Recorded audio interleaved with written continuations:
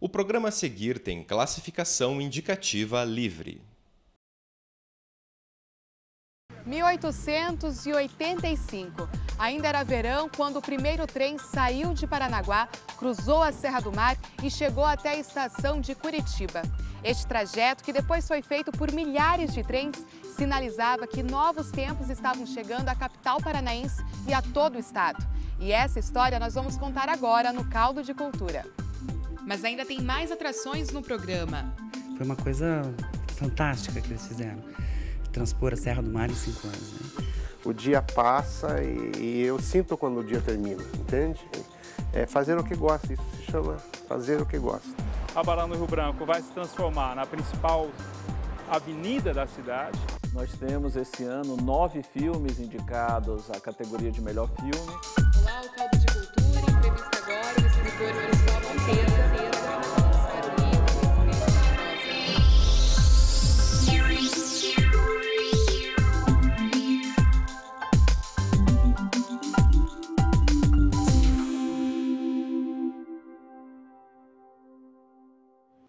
A construção da estrada de ferro que ligava Curitiba a Paranaguá é considerada um marco das construções civis. O projeto foi dos 2 irmãos engenheiros Rebouças. A conclusão da obra ficou a cargo de Teixeira Soares. A ferrovia foi inaugurada em 1885. Este sistema de transporte foi muito importante para o desenvolvimento social e econômico de Curitiba e do Paraná. Em Curitiba foi criada uma enorme estação e nos arredores dela o crescimento foi rápido. É o que comenta esse historiador. Em 2010, Fabiano e mais 3 pesquisadores publicaram um livro Pelos Trilhos, que conta um pouco quais são as paisagens ferroviárias da capital. Um dos engenheiros que entrevistamos para a composição do nosso livro, ele tem uma frase importante que se aplica aqui. Uma ferrovia, ela transporta 3 coisas sempre. Transporta pessoas, mercadorias e ideias. Curitiba era a periferia da periferia. Então, era um centro de produção de subsistência, de difícil acesso ao litoral, uma cidade com um número pequeno de habitantes, 20, 30 mil habitantes. Com a construção da ferrovia, você tem a chegada de pessoas. É um dos principais meios de acesso ao interior do estado, utilizado pelos imigrantes. Você tem também o transporte de mercadoria. Curitiba tem uma produção de erva mate que vai trazer riqueza e recursos para a região, como nunca tinha experimentado. Então a ferrovia é a grande porta de acesso à modernidade para a cidade. A riqueza permite a compra desses produtos aqui, né? Materiais de construção, automóveis, tudo isso vai ser transportado para essa ferrovia. E por outro lado você tem a ideia também. A ferrovia, quando é construída, traz para Curitiba engenheiros, profissionais de todo tipo, artesãos especializados, mecânicos, marceneiros, ferreiros, e que trabalham em oficinas da rede. E essas pessoas trazem o seu conhecimento e acabam também contribuindo para o desenvolvimento da cidade. A antiga estação ferroviária de Curitiba funcionava aqui, exatamente neste local. Hoje o espaço deu lugar a um shopping, mas boa parte da arquitetura original da época foi mantida. No shopping também tem um museu que ajuda a preservar a memória ferroviária do Paraná e nós vamos conhecê-lo agora. O museu mostra um pouco como era uma rotina dentro de uma estação de trem. As compras das passagens, os objetos utilizados. Destaque para essa sala de telégrafos. Antigamente, a estação era o único local que possuía esse meio de comunicação tão importante naquela época. O museu também conta a importância do trem para o desenvolvimento econômico do Paraná. Esse sistema de transporte foi importante para o ciclo da erva mate, que dominou a economia do estado no final do século XIX. Anterior à ferrovia, o benefício do transporte ferroviário, era muito precária a forma de transportar o que era produzido no Paraná para os portos de mar. Então, a implantação da ferrovia foi urgente, tanto que eles construíram em 5 anos. Foi uma coisa fantástica que eles fizeram, transpor a Serra do Mar em 5 anos. Né? E quando conseguiram, isso gerou ciclos de desenvolvimento enormes no Paraná. O primeiro ciclo foi da erva mate, foi fantástico, alterou muita coisa, desde embalagens, transformou em uma coisa mais humana, desenvolveu, enriqueceu. Nesta mesma época, o comércio da madeira também impulsionou a economia do Paraná. O crescimento foi tanto que as linhas ferroviárias tiveram que ser expandidas para o interior e até mesmo para outros estados como Santa Catarina.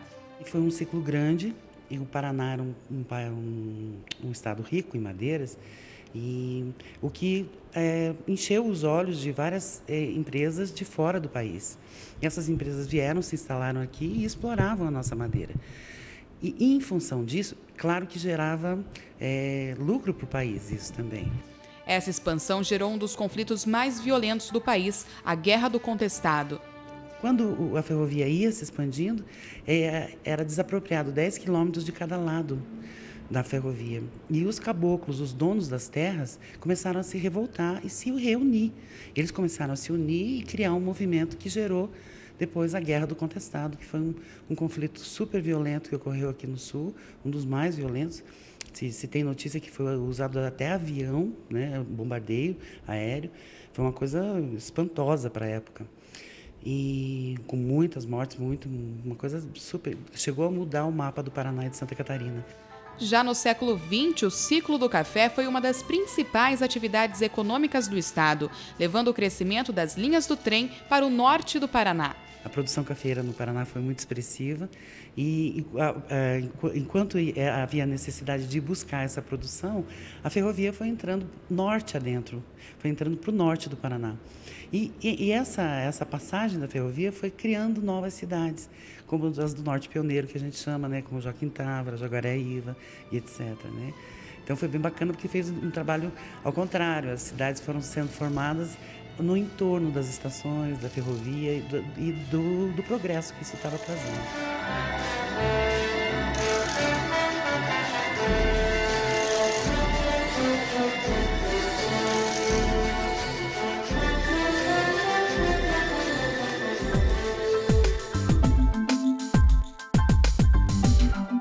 Em Curitiba, ruas, prédios, hotéis e praças foram construídos em volta da estação ferroviária. No próximo bloco, você vai conhecer quais desses pontos ainda podem ser visitados na capital paranaense. Mas não saia daí que tem mais atrações no Caldo de Cultura. Você vai dar um passeio com a gente por um sebo. É daqui a pouco no Caldo de Cultura.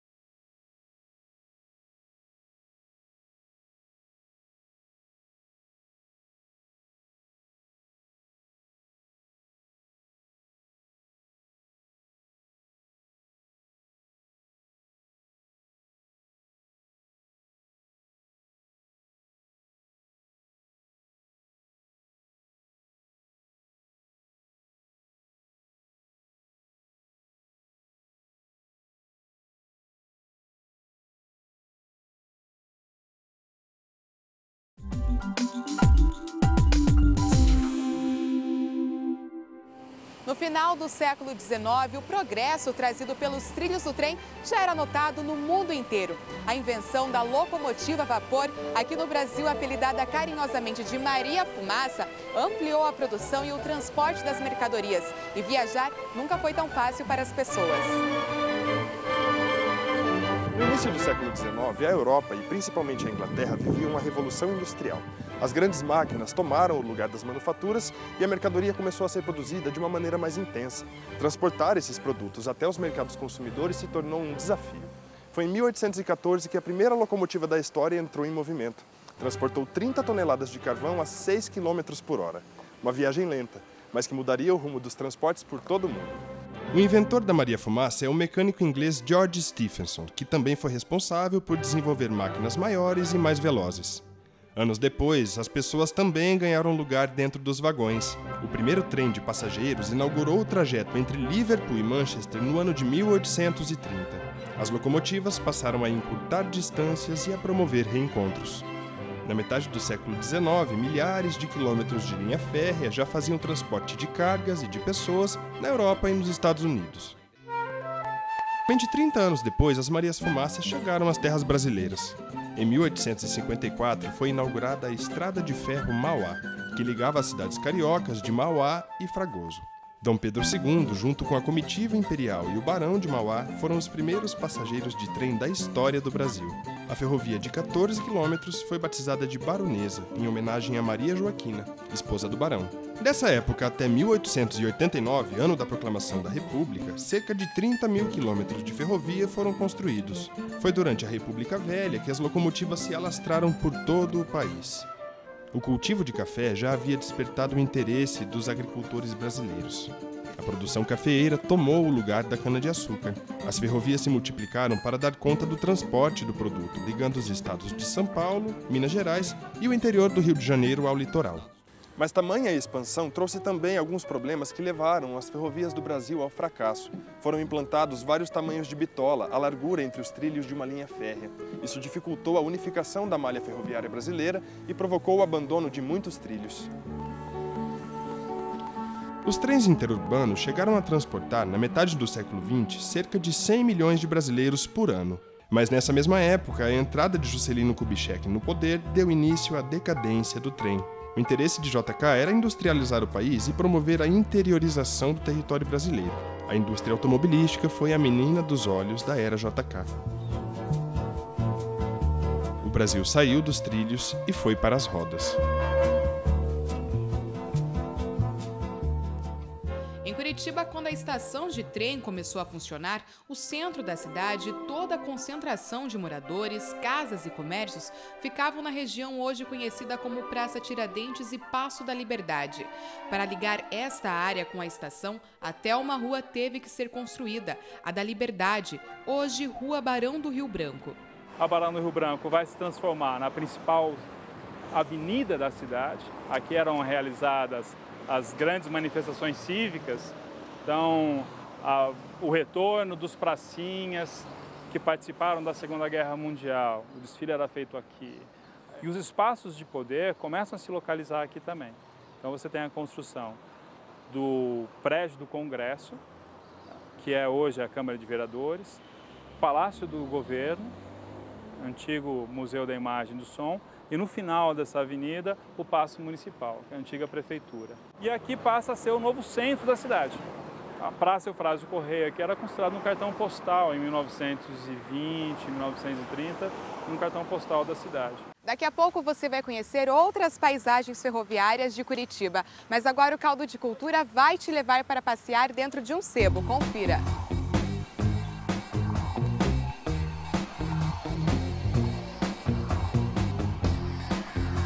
Eles podem ser velhos, usados, mas nem por isso deixam de ter valor. Aliás, muitas são as pessoas que procuram os sebos para comprar livros, discos e outras peças que já tiveram um dono. Paulo é dono de um sebo em Curitiba. Desde criança ele já gostava de colecionar objetos. A primeira coleção foi a de gibis, depois uma de selos. Paixão que virou trabalho. Já adulto, Paulo largou o emprego no banco e decidiu abrir uma loja sebo. Porque foi uma forma que eu encontrei de conseguir material, não é verdade? Porque se você sai à cata dessas coisas que eu gosto, discos, livros, fotografias antigas, postais e uma infinidade de outras coisas, né? Se você sair atrás, você não consegue, é difícil. Você vai comprar de outros comerciantes. Montando o negócio foi uma maneira mais fácil. Aqui, todos os dias, dezenas de pessoas entram para comprar algumas peças ou para trazer outras novidades. Cada item que chega vem com uma nova história. Isso aqui é uma peça que a gente ainda está trabalhando em cima, que a gente já descobriu o nome de uma cidade da Alemanha. Isso aqui é uma peça que nós não sabemos como veio parar no Brasil, talvez um pracinha, no final da Segunda Guerra Mundial tenha trazido de lembrança na bagagem, não sabemos. Então a gente consegue coisas de todo tipo. Isso aqui, por exemplo, com uma coleção com os uniformes do Exército Brasileiro, cartões postais, fotografias. A gente compra, a gente troca, a gente vende. Tem os discos 78, tem os LPs. Isso aqui é apenas uma pequena amostragem. A gente tem mais de 20 mil discos. Então, nas duas lojas, né? Então, muito. O disco de vinil, apesar de não ser essa coisa que se diz aí de tá renascendo, vai substituir o CD, isso é bobagem. Não existe isso. Primeiro que não tem aparelhos para se tocar. Os que existem são vendidos a um preço de ouro, né? Então, o que há é um grupo de nostálgicos que gosta de ouvir o vinil, curtir o vinil, tirar o vinil, né? Abrir o vinil, sentir o cheirinho da capa, todas essas coisas que o CD não dá, e colocar num bom aparelho e ouvir, a maior parte das vezes, com um som melhor do que o CD. Entende? Essas curiosidades chamam a atenção. Algumas pessoas se entregam para o saudosismo. Máquina de escrever, projetores de filme, cartões postais e até mesmo os vinis deixam o clima propício para isso. Outras visitam o sebo simplesmente pelo prazer de conhecer uma nova história ou de descobrir um dado novo. É o caso deste professor. Vir ao sebo é sempre um prazer, porque aqui a gente encontra coisas que a gente não supunha que existiam, né? E então é realmente sempre um prazer, é um momento de a gente ficar tranquilo, buscando esse passado. O sebo sempre é um local de história, né? Então a gente se sente muito bem. Não tem um público específico, são todos os tipos de pessoas. As únicas pessoas que não entram aqui são pessoas que acham que é um lugar cheio de pó, que não é verdade, ou só gostam, como eu sei, de gente que quer comprar só um novo, não gosta de coisas que passou pela mão de outros. Fora isso, todas as pessoas entram aqui. É um papai com o seu filho, que quer mostrar para ele as coisas antigas, mostrar as coisas do seu tempo. É o velhinho atrás das coisas do seu tempo, não é verdade? E que quer achar aquele disco que ele dançou com a mulher, que faz 50 anos que casou. Tem muitas histórias. É o estudante atrás de livros para pesquisa, é o professor universitário, é o cara que está defendendo uma tese, é o historiador. A lista não tem fim. E tem, lógico, o colecionador, o apaixonado, aquele que quer completar sua coleção do Elvis. A lista é enorme, não tem dos 5 aos 80 anos, nós temos clientes. O Sebo de Paulo já tem mais de 20 anos e ele não se arrepende da escolha que fez. O que era para ser trabalho, hoje é diversão e lazer. O que a gente faz aqui é uma coisa interessante, porque a gente trabalha com o lazer, entendeu? Então eu por exemplo, não tiro férias, não tenho férias, eu não faço nada a não ser cuidar disso aqui, porque aqui é o que eu gosto, então eu estou sempre fazendo o que eu gosto. É uma coisa estranha porque eu não canso, entende? Eu não tenho uma coisa chamada assim, eu vou para casa porque chegou às 6 horas, terminou meu expediente. Não existe isso. O dia passa e eu sinto quando o dia termina, entende? É fazer o que gosta, isso se chama fazer o que gosta.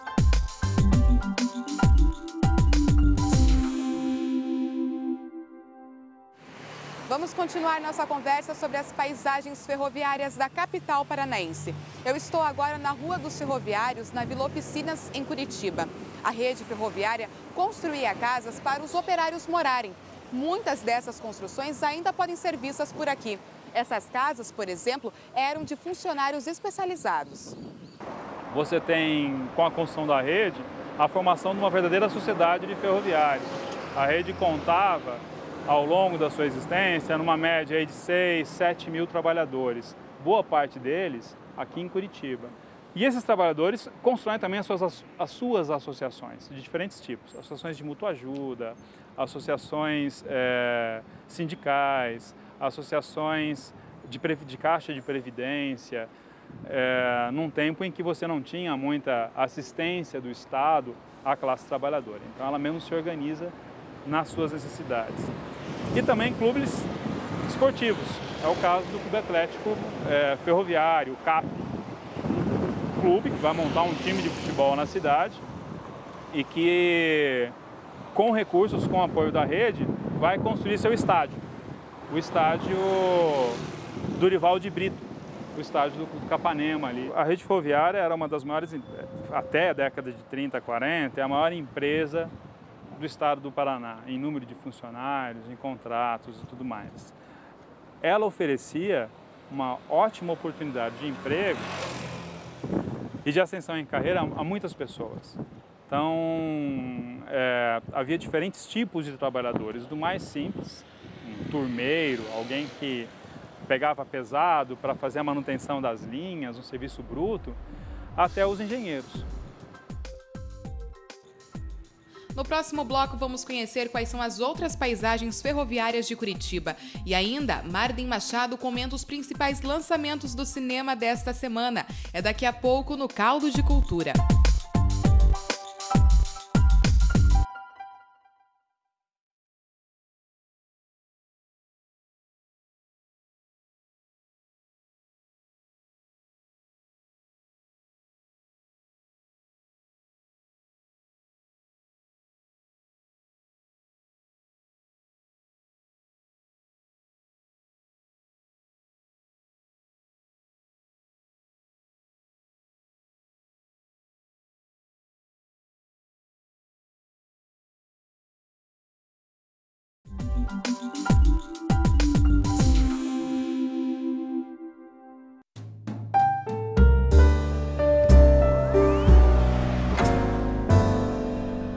Neste domingo, 24 de fevereiro, acontece a 85ª entrega do Oscar.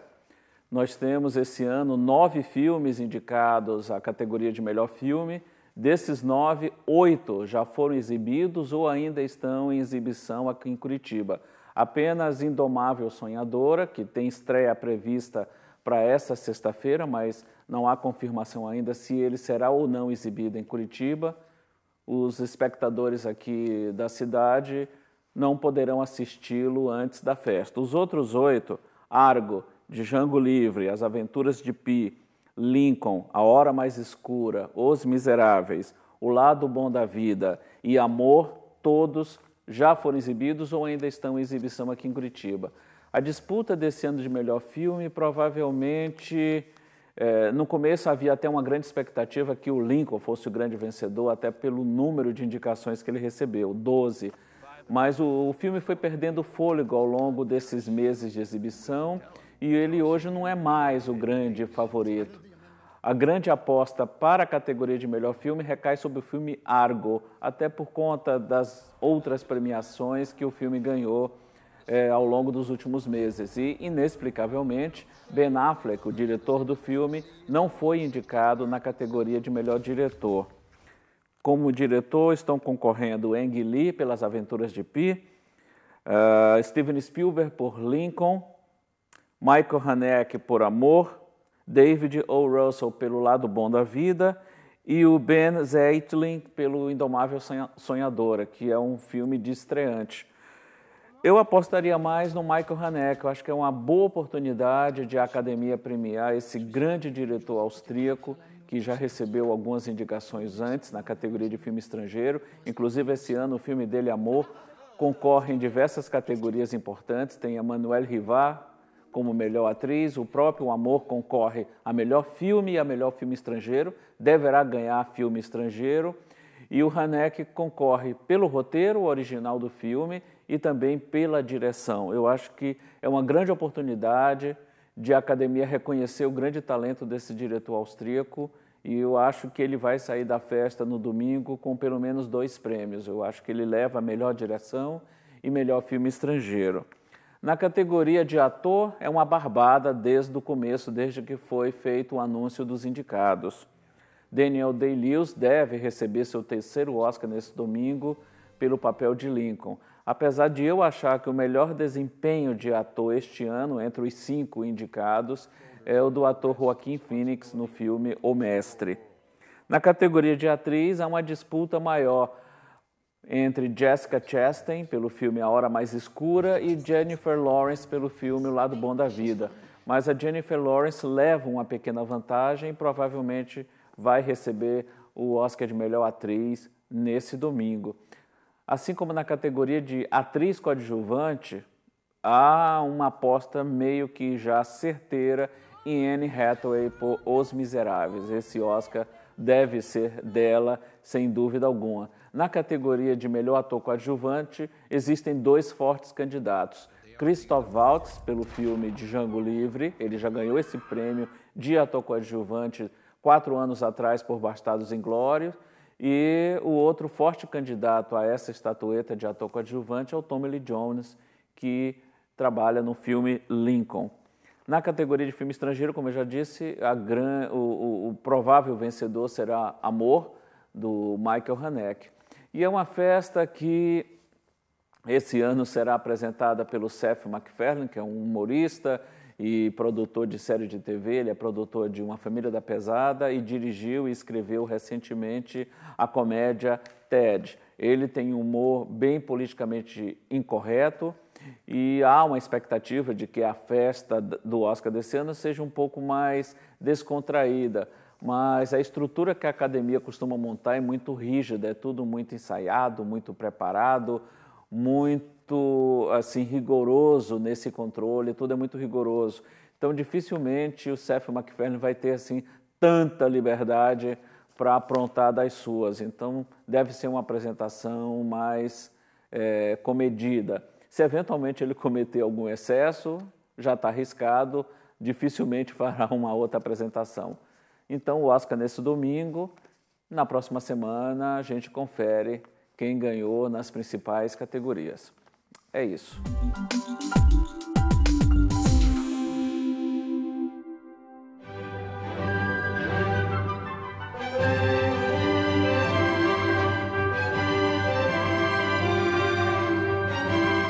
Continuamos nosso passeio pelos trilhos do trem de Curitiba.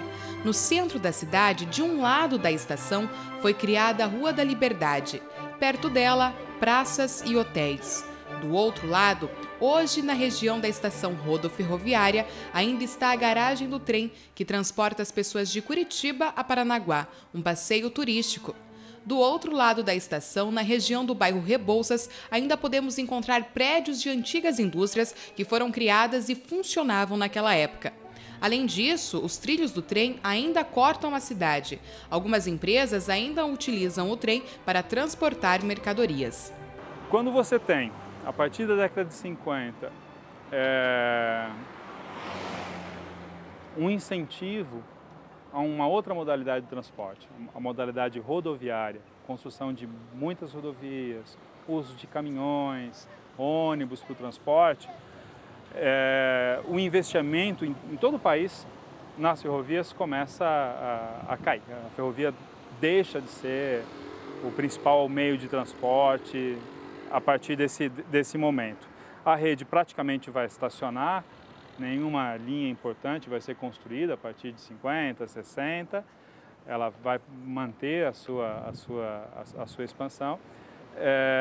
E aí a rede começa a declinar, então, na sua importância como sistema de transporte. O sistema rodoviário passa a ter mais importância.